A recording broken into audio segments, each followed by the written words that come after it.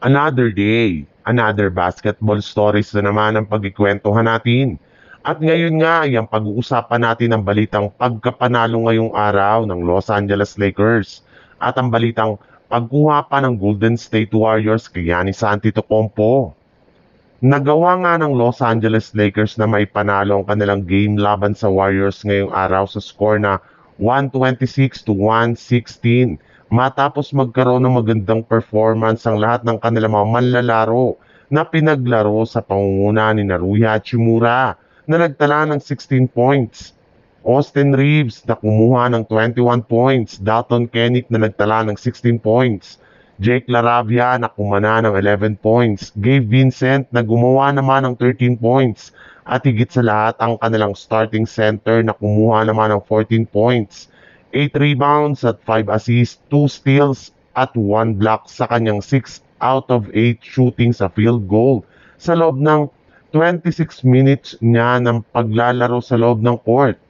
Yes, sa unang pagkakataon nga sa Lakers ay nakagawa nga ito ng maayos na performance na isang magandang senyales na nagagamay na nito ang playing style ng team at nakukuha na nga nito ang kanyang rhythm. At dahil nga sa pagkapanalong ito ng Los Angeles Lakers ngayong araw, umangat na nga sa 1 win at 2 losses ang kanilang kasalukuyang record sa standing ng preseason.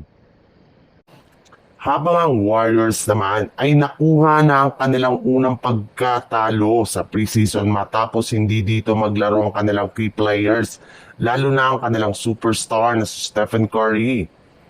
Kaya wala ngang ibang choice ang Warriors kundi mag-step up ang kanilang mga players na sina Brandon Podziemski na nagtala ng 23 points, Jonathan Kuminga na gumawa ng 13 points at Tracy 14 points. At dahil nga sa pagkatalo na ito ng Warriors ay bumagsak na nga sa 1 win at 2 losses ang kanilang record.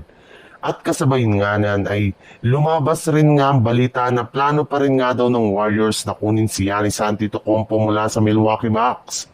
Ayon nga dito, sa kabila nga ng maayos na kalagayan ngayon ng Golden State Warriors, ay hindi pa rin nga sinasarado ng kanilang front office ang kanilang kagustuhan na makakuha ng isang legit na superstar big man sa mga susunod na taon.